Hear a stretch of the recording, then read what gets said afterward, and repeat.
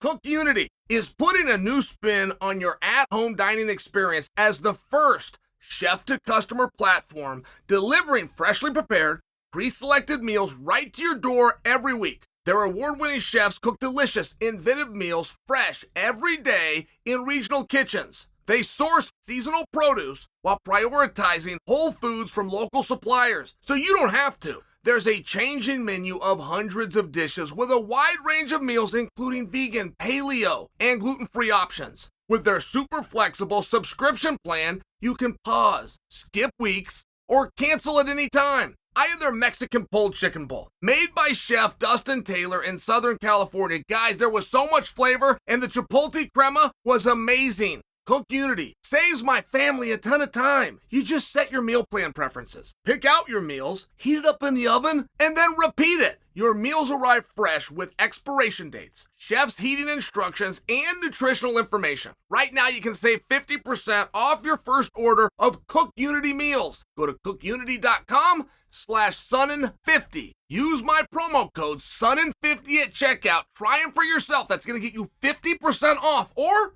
just click on the link below. I've been going back and forth on Twitter with a gentleman we'll call Eric. We'll call him Eric because that's his name. Now, I gotta tell you, when you're dealing with a civilian, okay, I wouldn't extend this to fighters. By example, if I want to give a fighter the business, I want to come after George Masvidal, I want to go after Ariel, whatever it might be, somebody within our space, fair game.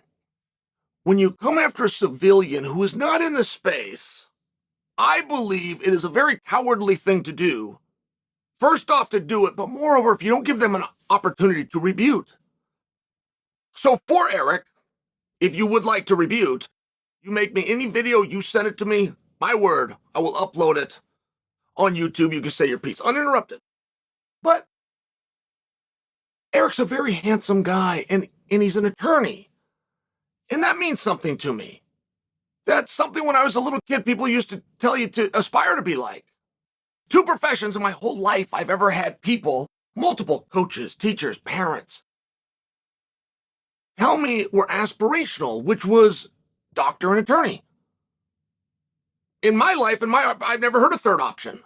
It's go to school and do well and get into college, go on to be a doctor and attorney.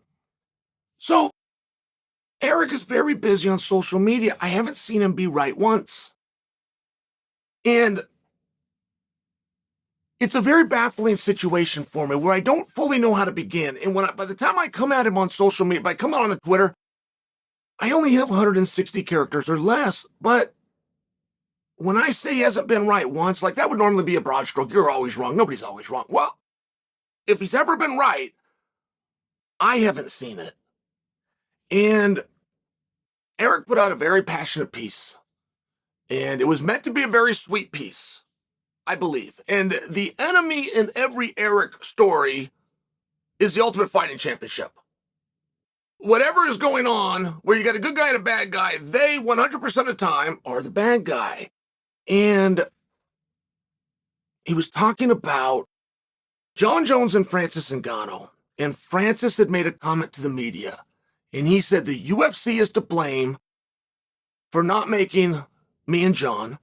We both wanted to do it. And that was Francis's statement. I read that in a headline. In all fairness, I didn't click and see the body of work and what exactly the context was. But Eric weighed in on that. And he took that very quote. And then he said, say whatever you want. Do whatever you want with the facts. Do whatever you want with your opinion around this. Those are the facts that the UFC screwed up and is solely to blame for not making Jon Jones versus Francis Ngannou because both fighters wanted it. That's an important part of the statement.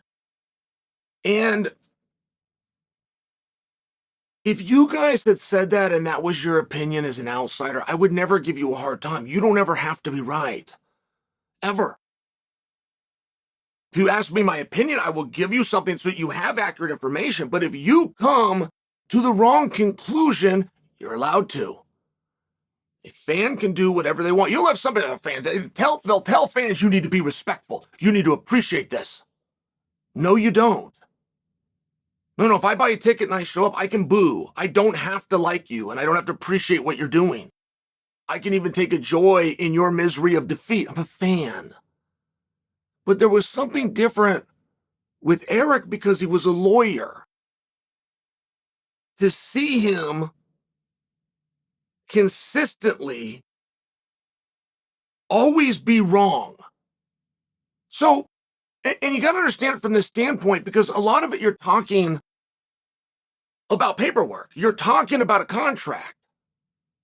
Like, for example, if you guys wanted to say, what a mistake we should have made Francis versus Jon Jones. Okay, great. I'll make Francis versus Jon Jones right now. Francis is going to take on Jon Jones.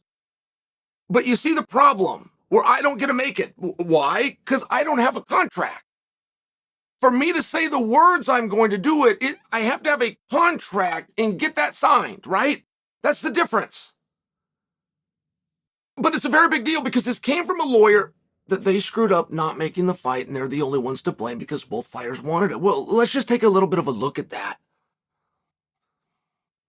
Now, I'm told to nauseam that it's a business and there's politics, and whatever makes the most money is what Dana White will do.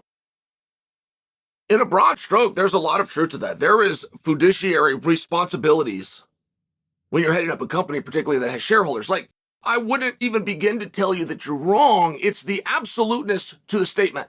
And the absoluteness that no matter what, Dana's only going to do what makes most money. The absoluteness to the statement that becomes a problem is Dana White,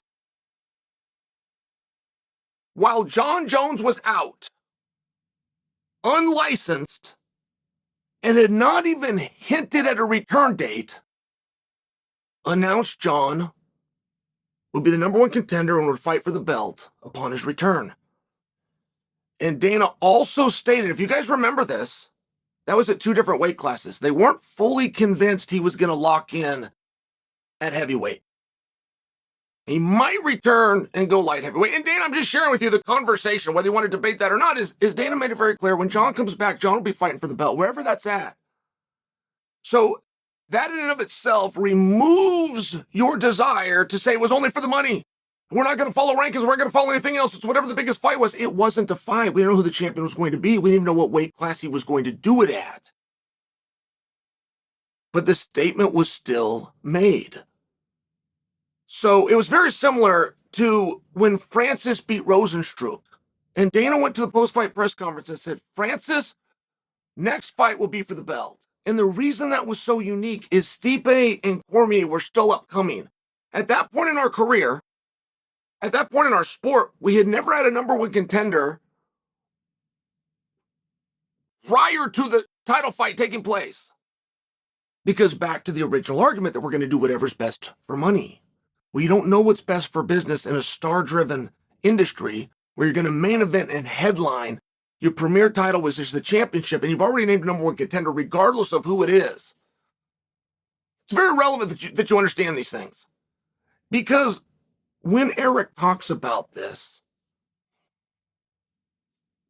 Jon Jones and Francis were under contract together. And when I tell you I can't make the fight, I can't come and say, all right, Jon and Francis are going to fight, and have you guys do anything with it or do it with any level of validity. For no other reason than I don't have contracts. I don't even have them. I don't have a stack of paperwork. It's not just a matter if I get somebody to sign them. I don't have them. I don't have a legal department. I don't have those. Do you understand how important this is? Because for 10 months, Francis was out with a leg injury. So at no point in there could the UFC make the fight. They had done as much as they could do to make the fight, which is to tell the world, we're going to make the fight. It's what they wanted to do, to the point that they told the world they were going to do it. The difference, much like the reason I can't do it, is paperwork wasn't done. Whoever gets the paperwork done is who made the fight. Do you understand that distinction? And you might not, but Eric's an attorney.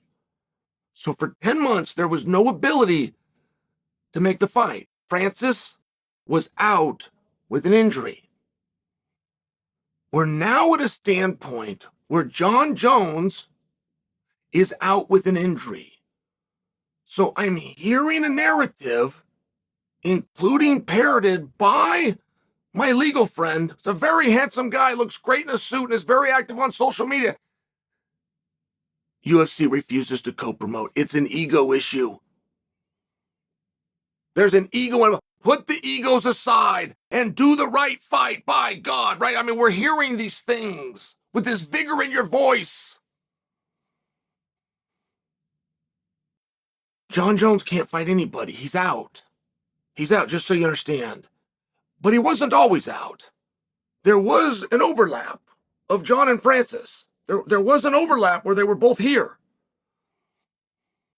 And the decision maker, Dana White, who's being blamed for this, did everything that he could do up until that point. He walked to the point where the next thing is paperwork, but he couldn't do that step because he had an injury and he couldn't book an injured fighter. Now, you think you know the story to tell me that Francis was unhappy and he wanted to box Fury and he needed to carve out and he was running this out. I don't disagree with you, but there's a distinction in why I can't make the fight by saying I'm going to do it, and he could. And the distinction is having those contracts signed and having the ability to have those contracts signed. And they did have an overlap, Jon Jones and Francis Ngannou. And I don't mind whatever happened and them not coming together. Guys don't have to fight. I truly don't mind that. But to retell the story or say that it's somebody else's fault when that person wanted to make the fight, that is not correct, and that's not what happened.